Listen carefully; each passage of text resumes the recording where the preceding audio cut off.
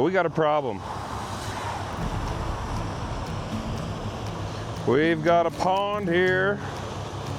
This is our pump system, and it's leaking out into the field, flooding out the wheat crop. That's not good.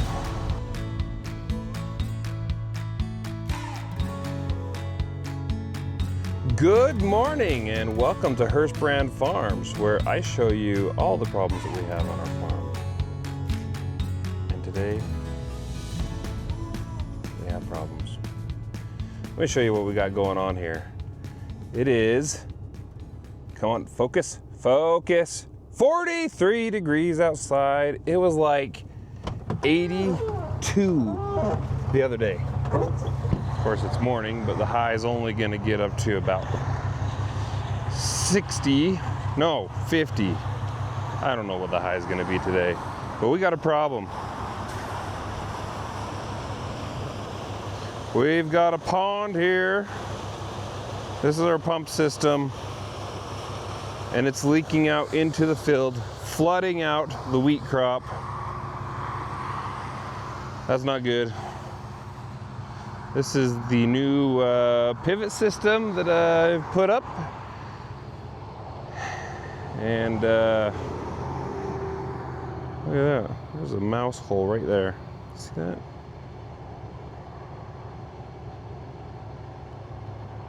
Right there. Leaking out of the pond. Out here.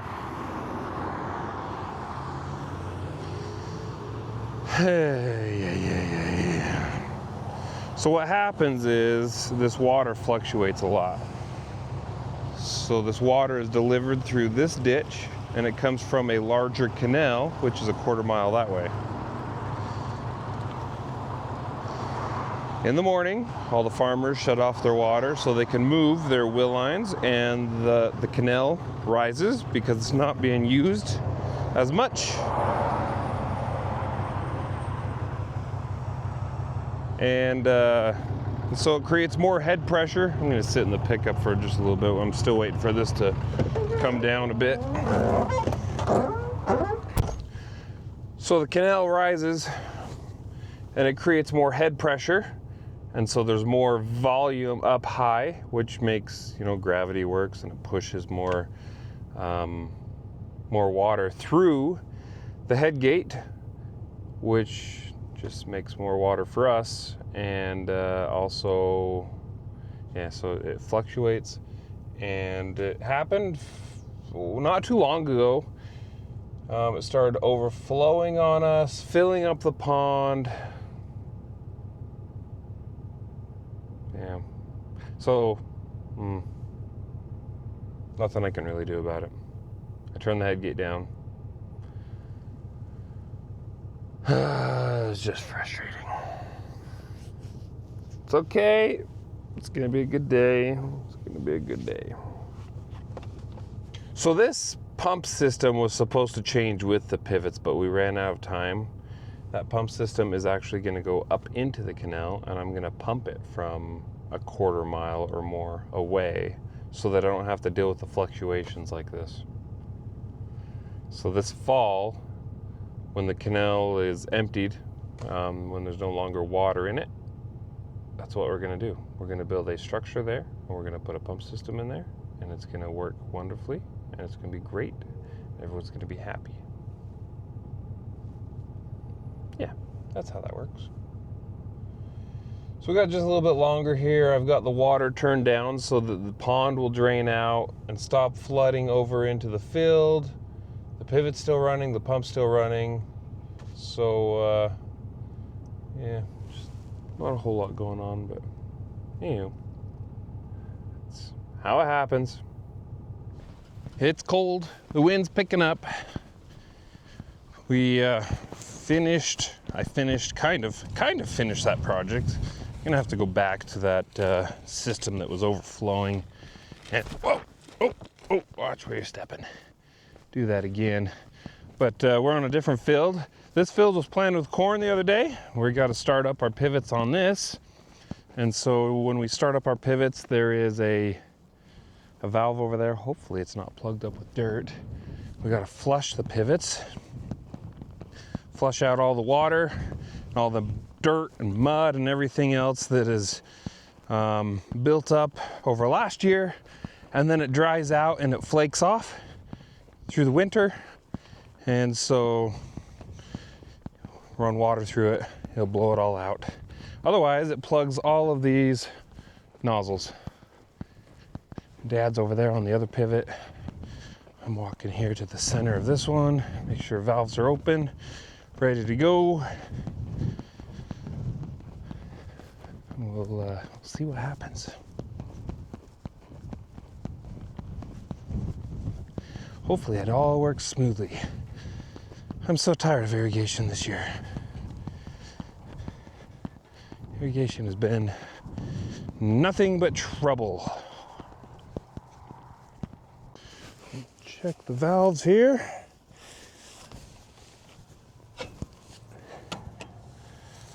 Okay. Pull up the field net here.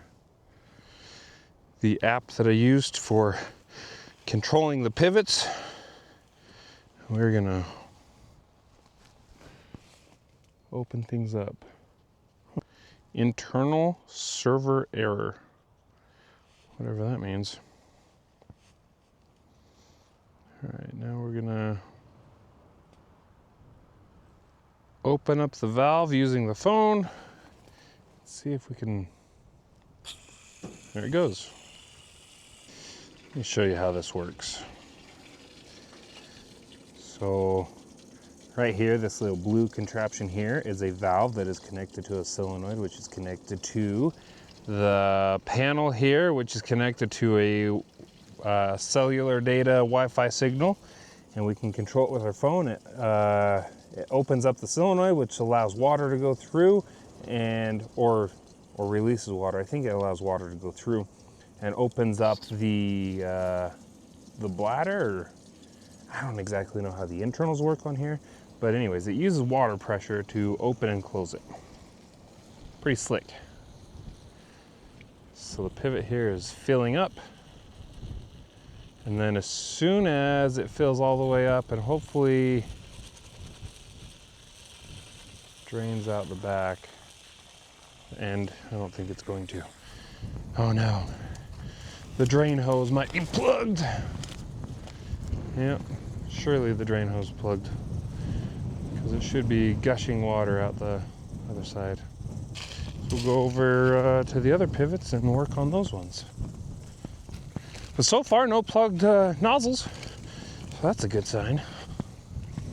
Uh-oh, I think we got one plugged nozzle. All right, I think we're gonna shut this down. Come back to this one, take care of that. I might need a step ladder. It's a little tall. Okay, on to the next pivot. See this one here, it's draining out. I don't know if you can see it on camera, but it is pretty brown, pretty nasty stuff. And I'm sure it smells lovely too. All of our water comes from the Snake River, and so with that comes dirty river water, but it is a wonderful, reliable source of water. So we'll let this drain out a little more so that we have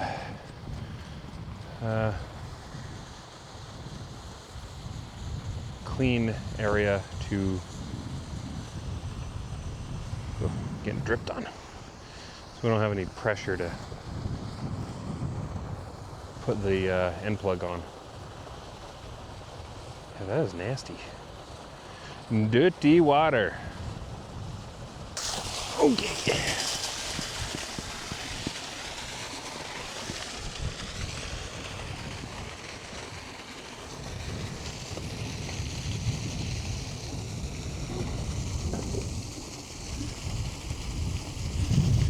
Must be, oh, you gotta be kidding me.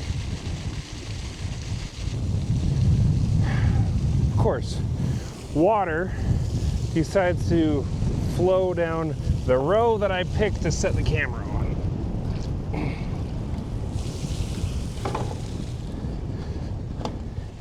Just can't be easy. All right, there's the unplug. All right, we just use the phone to turn the pivot back on. We should start pressurizing here any minute.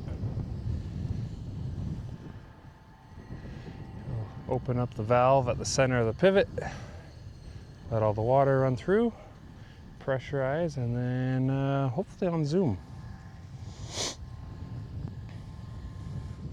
Look how this field looks.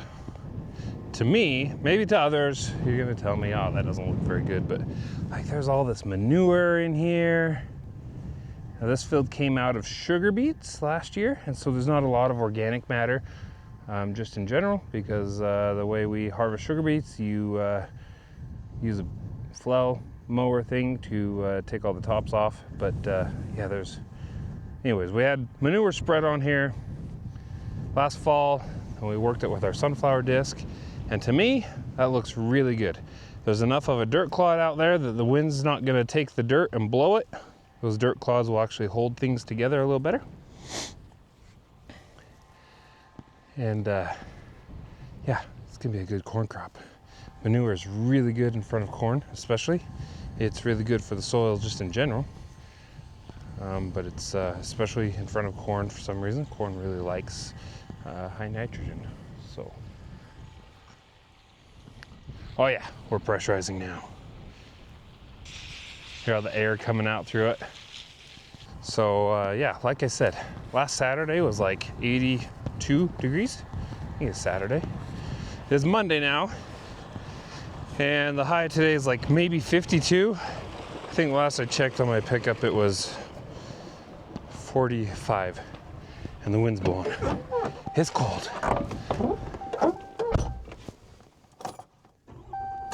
Go down the ditch bank here. My dad's over here at this other pivot, working on it. I'm assuming the auto valve's not working very good because he keeps going to the center of the pivot. So, must be having issues with the center of the pivot here. It looks like he's got it all flushed out. That's a good sign. So these pivots we are running, we're gonna turn them on to run at 4/10 of an inch, meaning, 4/10 of water per square inch on the field. I guess that's what it means. It'd be equivalent to getting 4/10 of rain. That's how it works in southern Idaho. We manufacture our own rain, which is good and bad, causes a lot of work for us, but we can control the weather a lot better than other people, in a sense. Not that we're necessarily controlling weather, but we can control rainfall. Oh, this is super annoying. Go to start up the pivot, everything looked good, and it ran for just a little bit. But then we had an alignment fault. And I'm fat and lazy, and I don't have my dirt bike with me to ride out to the middle of the pivot, so I have to walk out there. So what happens with an alignment fault is somewhere along the pivot, the towers aren't exactly straight, and it senses that with some micro switch sensor things. So it senses that it's not straight, and it shuts the whole pivot down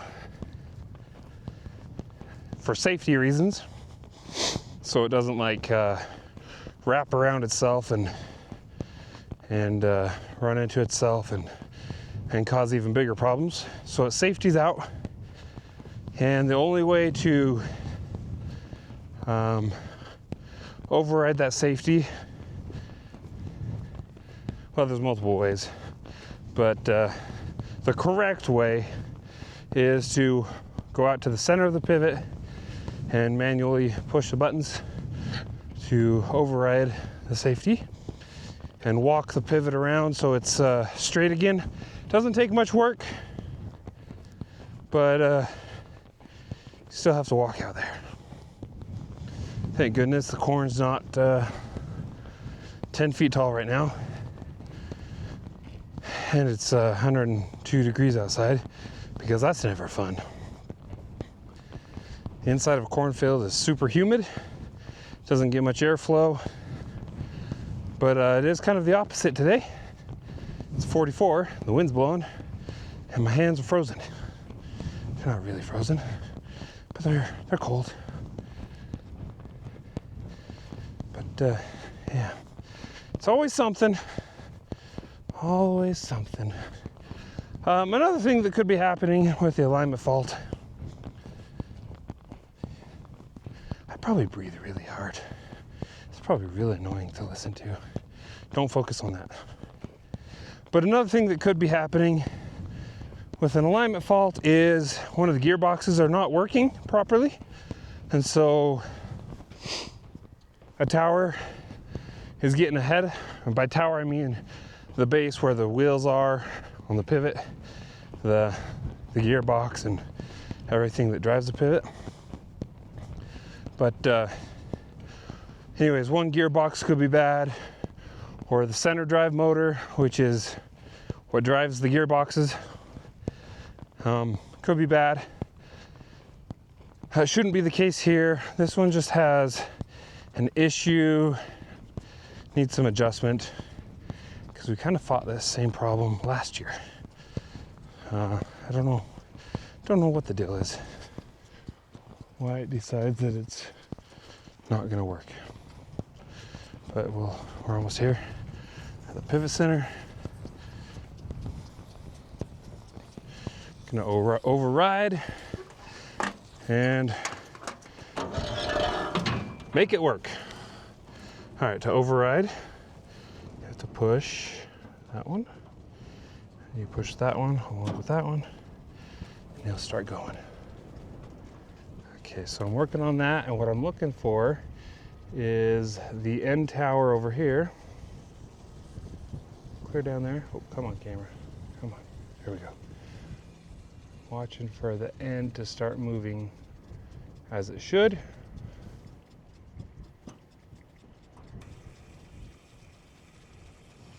All right, now we're going. Now it's working. You can hear the auto valve.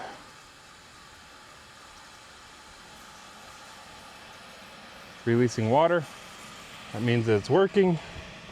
Go back here, turn my percentage back down to 25 where it was. That's so we can get 4/10 of water. And hopefully this doesn't happen again. The inside tower has smaller nozzles, so they're a little more prone to plugging, because the inside tower, inside span, the inside sprinklers, however you want to say it, son of a gun, gonna be soaked. The inside tower moves less than the rest of the pivot, and so you don't need as much water because it's moving not as far. But yeah, the inside moves a lot less if you think about how far this tower has to move. It's a lot less acreage covered compared to the end of the pivot, which is a whole lot more. Ah, son of a gun, there's one more. Okay, I'm gonna go get one more, 2 more, 3 more, 5 more. Oh, geez, why is that whole line plugged? All right, this is gonna take me a little bit. Always something, and there's always gotta be on a cold day. I don't know if the camera does it justice, but I'm soaked. That's why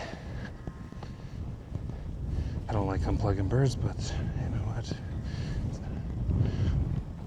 One of those things again, a necessary evil on the farm, because without it, we wouldn't have a crop. We wouldn't even be able to grow corn here. We don't get enough rain for that. You think Idaho, oh, you're up by the mountains. Yeah, well, we're also a high desert. High elevation desert. I don't know, what's technically high elevation? We're at like 4,200 feet here. Is that technically high elevation? I don't know. But yeah, you can see like all the brown stuff, that's like old hard water, sand, dirt, moss, whatever else was in the pipes over winter, and it just broke loose as we were pushing water through, and it happened to plug all in the same line. Like those 10 nozzles all together. Oodles of fun. Here's what we got going for the rest of the day. We're kind of hopefully done with irrigation for at least now. So we are hooking up the Challenger tractor. We're gonna do dammer diking. We're gonna dammer dike our spuds, and then we spray a pre-emergent chemical with that. So we got two 300-gallon tanks that we mounted on the side. We did that last year and it worked really slick. So it's pretty nice actually to mount a tank on here. We built these brackets here, just have a, is that a 4-inch tube or a 3-inch? Oh, I don't remember the size, whatever size this is. But just two tubes that go in there into the frame of the tracks. Pretty simple. But we are changing the design on the pump and how that works. Also, we got a new pump because we use multiple tractors with pumps, and we're like, you know what, let's just get a new one so we're not always swapping parts and pieces. So this pump will be strictly for this tractor and this setup. So it's a hydraulic driven pump. It's nothing fancy. We just set our hydraulic flow and then watch pressure gauge in the back. It would be nice if we had a Raven system, like a rate control system, but for now, this works. If we got the rate control system, we'd probably still use this and we'd just use a flow control on the backside. But we got our two tanks tied together. They flow into here, and then we've got to get some fittings to go onto the inlet side of the pump, and then some new fittings to go on the pressure side of the pump. Actually, no, we don't need new fittings. This one will work. And then this runs, it'll go back to the dammer diker, and we'll show you that later on. So we got to get parts and pieces for that. We got to get new hydraulic hoses that will run from this pump to the back of the tractor to hook into the hydraulic remotes. And then we have another project that I got to work on. And this one is a thing that shouldn't have happened, but it did. So this is a bike holder. I don't know what else to call it, but it's a rack, a bike rack that I built to hold the bike on the back of my pickup so that I can use it to move water. Use a dirt bike to move water. And my pickup, the flatbed, is a little taller than I like. Now don't get me wrong, I love riding dirt bikes, but when you're moving water at 6 in the morning and half asleep, I don't want to be backing off of the flatbed that's like here. It's pretty tall. And it would work if I had a longer ramp, but then a longer ramp means that the ramp sticks out back off the bed of the pickup, and it's just nice to have a bike rack lower to the ground. So I use the receiver hitch, but my problem is I'm gonna go grab it, I'll show you. So my problem is see how it's all kind of twisted and mangled? I backed into an outdive, an irrigation outdive, and thank goodness it didn't do any damage to that because this is all aluminum, mostly all aluminum. At least where it hit is aluminum. So didn't cause any damage to the outdive, but I was paying attention to something else. Backed into the outdive, tweaked this all up. So I'm gonna cut it off and we're gonna build a new platform to hold the dirt bike on. And that needs to be done because I need to haul the dirt bike with me to be more efficient moving irrigation water. So hopefully that's the only thing that's tweaked. We got these little things here. That's what hooks on the foot pegs. It's a pretty simple design, really. Yeah, and I just built this out of an old aluminum ramp that I found laying around. Then bolted up some supports, but obviously it didn't hold up to my dumb doing. So we're gonna tear it apart and build a new one. I'm just gonna use a cut-off wheel on a grinder to tear it apart.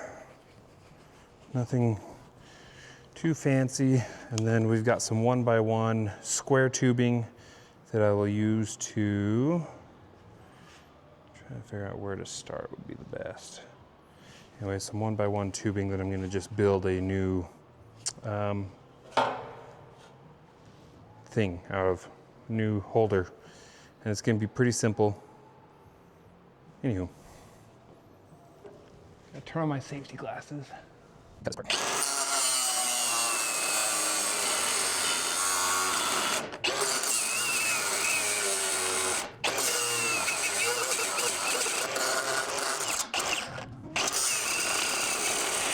Come on. Okay. Simple enough. We're done. That's all it was. So we got some new metal. We gotta measure, make sure we have the right length, and then we're gonna build a new rack. I guess I gotta go get the tool to pull the flat blade off. We're gonna use the normal grinder to smooth out the parts and pieces on here.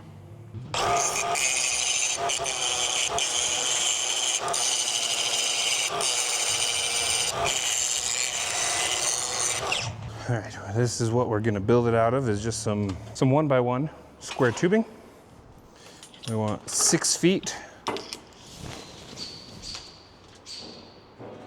Really? I hate it when this happens. Where'd he go? We got a bird in our shop. Where are you at? There he is. Just hit the window. Maybe he knocked himself out. Can you see him? It's up there on top of the shelf. Right there. Hello, birdie.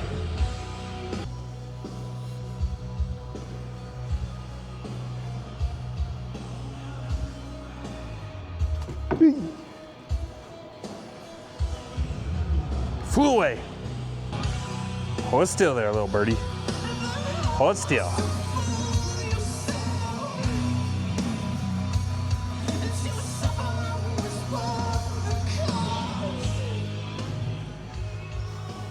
We got him. Say hello.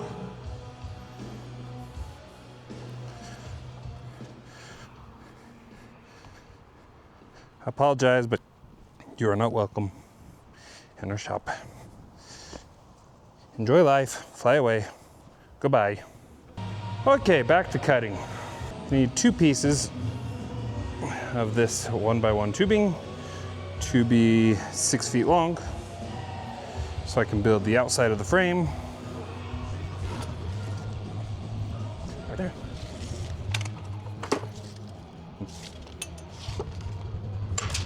Perfect. This is my favorite chop saw that we've ever had for metal. It's got a blade a lot like a wood saw. Just cuts so nice.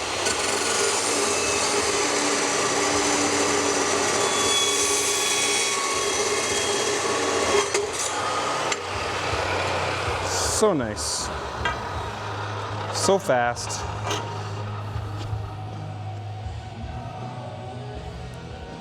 All right, we gotta do some more, and then we'll pull out the welder and start welding things together.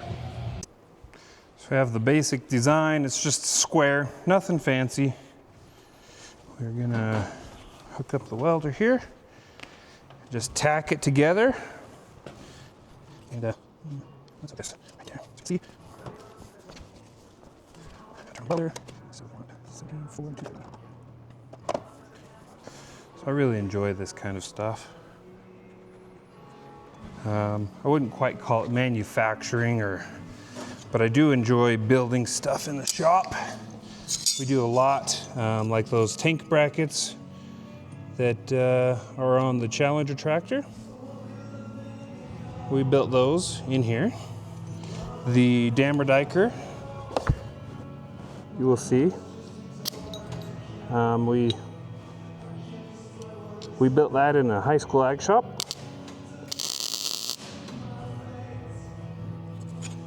Good little tack.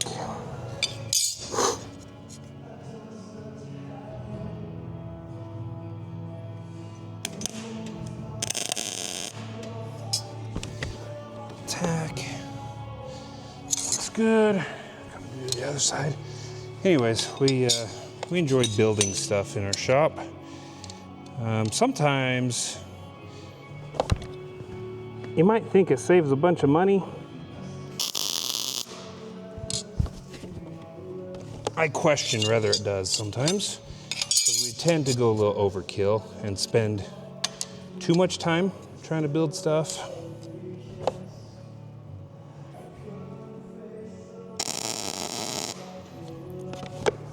But it's still fun and satisfying knowing that you built something.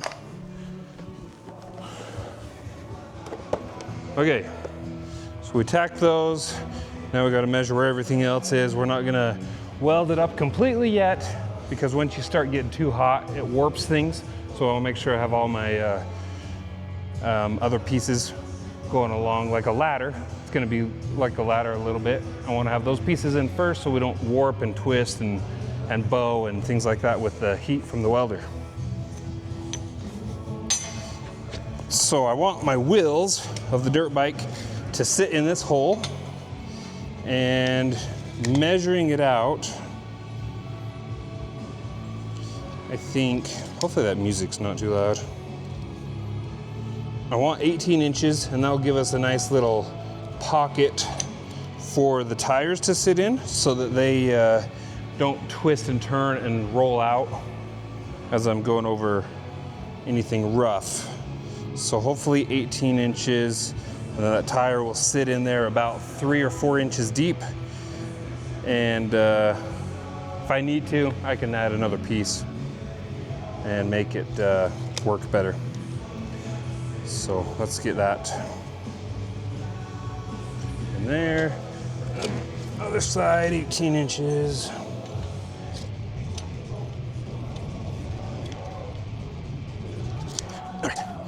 That looks good. Put a little tack on those guys so they don't move.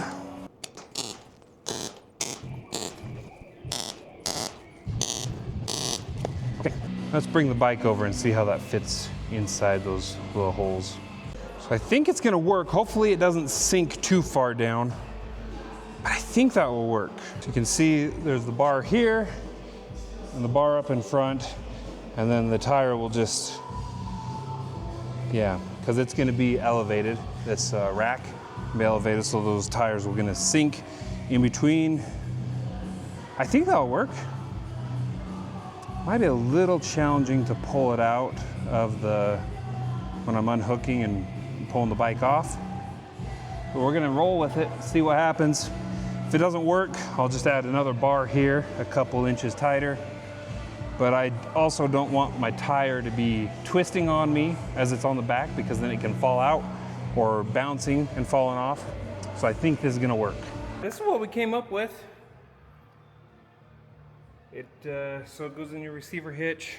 Let's flip this around.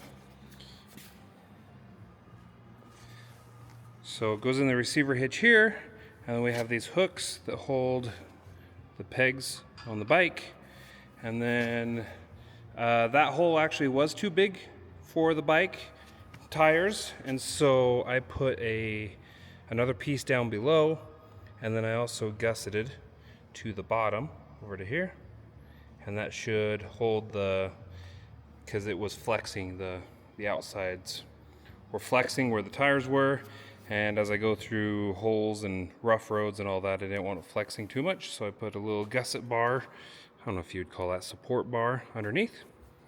Let's see if it'll, there. So you can see how that support bar goes clear across. Nothing fancy, pretty simple. This will work good. Better than that piece that's all, oh, come on camera. That piece that I got all mangled. Honestly, this one should be a little stronger. It's a little heavier, but that's okay. It's not very awkward to pick up, so it'll work. All right, on to other projects. We've got to get this Challenger tractor working so we can spray and Dammerdike spuds. So I got to go to town, buy some hydraulic fittings, hoses, I've got to go buy some fittings for the pump to attach to the hoses.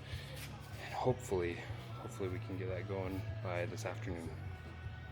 It is afternoon, we just had lunch.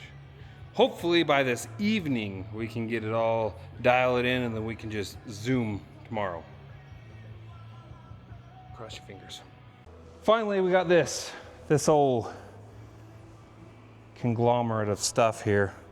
It looks messy. I don't like it. I like things to be neater than this. Couple zip ties. It's gonna fix it right up. Really, it's not that messy. It just looks messy. It looks like a mess of hoses. But yeah, like I said, a couple zip ties, we're gonna fix it up, straighten everything out. It's gonna look a lot better, but I had to go to town, had to buy hydraulic hoses that go from here on the pump to the back of the tractor so I can run it with the little switch inside the tractor. And then I had to buy a fitting for the pump here. We had to put the pump in a different direction, had to hook up all the hoses. I think we're ready to hook up the dammer diker. Also the bike rack, where'd it go? It wasn't here. Oh, it's over there. It's painted. Yeah, you can't see it, but I'm pointing. I'm pointing at it even though you can't see it because I'm talking to my audience, as I'm told. Thank you, Alan Clausen from Yankum Ropes. Talk to your audience. Okay, so we're gonna get in the tractor. Oh, I gotta tie up some hoses on the back before I forget. And I better check the tracks. I tend to leave tools on the tracks when I'm working on stuff right around here, you know, because that just makes such a nice workbench. Nothing there, but we gotta tie up some hoses on the back, and then we gotta go hook up the dammer diker, and we gotta change the points.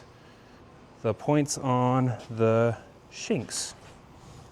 Let's plug hydraulic. Ooh, I lied. I don't like that. Okay, so this is the 3-point because there's 3 points of contact. OSHA approved. 3 points of contact on the implement in the back, called the 3-point hitch. You know what? I don't know why I do this. I have video stuff and I can't do things one-handed, so I gotta put you down. Okay, so I don't like how this was going over the top of the 3-point. I wanna go in between so it doesn't get interfered, pinched, at least maybe not as likely. Still might happen, but be less likely. Okay, so there's that. I like to keep things neat and organized, even though I don't do it as well as others. I mean, to an extent, there's like overkill on neat and organized, but at least somewhat neat and organized so that I know what's going on and I don't question and scratch my head every time I look at the whatever I'm doing. So we'll grab a couple zip ties. Zip ties are kind of like, they're like baling twine. They fix almost everything, make everything better and a lot cleaner than baling twine. Oh yeah, and then I gotta go to a field that my little boy is with my dad. He's with Grandpa. He's riding in the tractor, filling in trenches from another irrigation project, because this year, why not just put all of the irrigation projects in on the same year? At least that's what it feels like it's been. Okay, we're gonna put this bad boy right there. We'll run the hydraulic hoses right here with it. Let's put them on that side. Ah, yeah. That'll keep things a lot neater and nicer. Okay.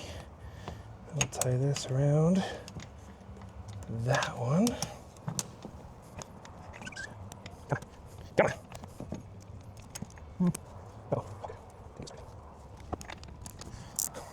Oh, yeah. Let's make this a little neater so that our filter doesn't get interfered with on the hydraulic hoses. Okay. I think I can live with that. All right, we'll take these hoses, and for now, You're gonna wrap around the axle.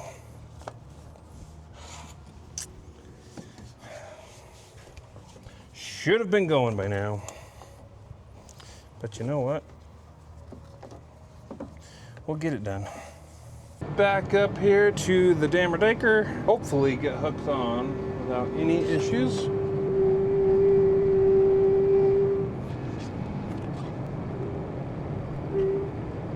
Yeah. Might have some issues. You know, it'd be really nice is if we had a bigger farmyard to park equipment. And if the owner of this farm wouldn't park his equipment right in the middle of everything, that would be really nice and handy. We're almost there, not quite. But my right side, would that be your left? Not quite lined up how I would like it to be.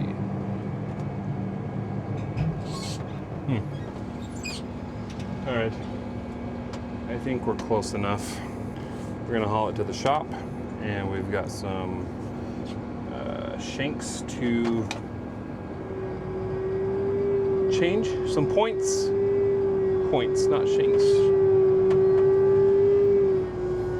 So this is kind of fun because it sticks way out there. Oh man, there's bird doo-doo on the window. That's what that is.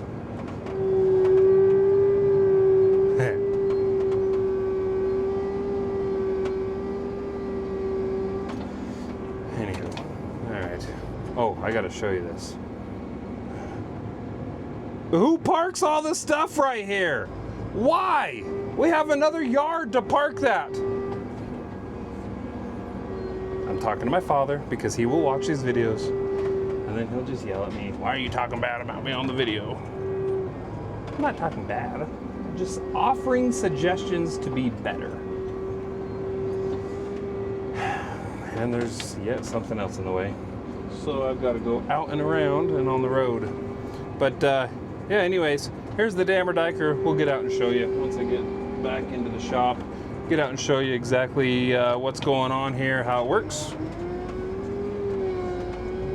And we'll talk about why we do what we do and how we do what we do and do. And bird doo-doo on the window. We are pulling this into the shop. It is 26 feet wide, which isn't terrible, but we have a 30-foot door. And like, sure, that sounds like easy, right? But like with depth perception and other things like that, it feels tighter. Gives us 2 feet on each side of the door. It feels a lot tighter than it should feel. But that's okay, we're making it work. We're making it work. Oh, and if I make any movements, because the dammer diker is actually a little longer than is really fun to deal with too. So here's how the dammer diker works. We got chemical in here, pre-emergent chemicals for weed control in the potatoes. We put them in there, and those chemicals, there's a yellow one called Prowl, H2O. It stains everything yellow. And I worked for a long time trying to clean these tanks up, and I still can't get the yellow off. There's yellow everywhere. But we got the tanks here mounted. Now the tanks are hooked to the pump, and the pump's gonna run to the back, and it runs off the red ball system, which is those little, it's like a manifold up there. And there's a little red ball that twirls inside there, and that tells us if each nozzle's working. We got our gauge wheels here in the front. That's this tire here. And that just helps us adjust our depth. And then we have just a row of shanks. Nothing fancy, just some, I think these are John Deere True Set chisel plow shanks. They run in between the rows. Now we got to change out these points because we don't want that fin for what we're doing right at first. That fin's really good so we don't make clods.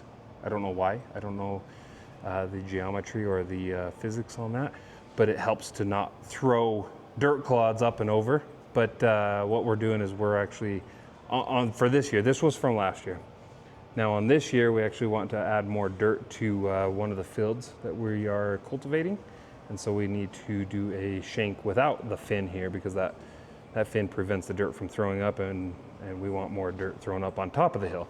Anyways, long story short, we got these shanks and these points here, and then we have a leveling bar to level out the hills because we like the potato rows to be nice and flat so they can catch all the sunshine. And then we have these paddles here, which are dammer diking paddles or water savers, or I don't know. I've heard them called lots of names. We call it a dammer diker. So this makes a paddle in the bottom of the row, right behind the shank, in the bottom of the row, and it makes a little pocket for water to sit so it doesn't erode the soil and it holds more water. Just overall better on water, and also for blowing and anything like that. Okay, and then under here we have spray nozzles. I need to fix that one. That one's a bad one. It needs a clamp. I don't know what happened to it last year. But we've got all these spray nozzles. So we use a tarp here, and this tarp is basically touching the ground. The ground's like right here. And those spray nozzles, they create a nice little swirl effect under here. And it connects with the dirt, and then we water in that chemical, and it is a pre-emergent. It's just like a lot of people put pre-emergents around their yard. You will see like that blue dyed chemical that people will put in like their driveways or around their yard in the springtime. Has a very distinct smell to it. And that is a pre-emergent chemical. It's no different than what you would put in the yard. It's just a different formulation. So potatoes can grow through it, but weeds cannot. Don't ask me the science on how exactly a pre-emerge works, but I just know it stops weeds from emerging. It's like they hit that layer of herbicide. Is that still considered an herbicide? I believe it is. And then just stops growing. So I've got to get all the hoses hooked up. Also, cool fun fact, this piece here and back to the tarp, we built that here in the farm shop, but my little brother, the youngest brother, the one that just got married, he actually built this whole cultivator bar in the local high school ag shop for a ag project, FFA project. So pretty cool. Local ag shop, local FFA shop does really good. They have a great teacher. He does good with welding and having welding projects and things like this. So it looks really good. So we're 26 feet wide, 8 rows. That's basically a dammer diker in a nutshell. I don't know if I mentioned this. Did I mention this? This tarp is not only for the swirl effect, but it's so we can also spray in the wind. And I've sprayed this pre-emergent chemical in up to like 15 or 20 mile an hour winds. And maybe I shouldn't be saying this, but I'm saying it anyways. We had 0 drift issues. There was no drift issues. There was nothing affected in other fields, nothing affected in the neighbors' yards, and we had really good coverage still right under in our target area. Yeah, call it that, target area, what we wanted to target. I've got to work on this, got to change the points on the shanks, plumb up all the sprayer, the nozzles. Got to get that all plumbed from the pump back to here. And it's almost time to go home. It's getting dark outside. I've got to go check some water, and I've got to go pick up my little boy from my dad, because sometimes Grandpa maybe he loses patience. I would lose my patience. Okay, so that's what we got going on. I guess we're gonna dammer dike tomorrow. We're not gonna make it today. Gonna get close, but we're not gonna make it today. Have a great day. Thank you for watching my video. Like and subscribe. Do all those fun things. If you're liking what you're seeing, make sure to follow my Facebook, my Instagram. Yeah, do all those things. I'm on the socials. Eat more potatoes.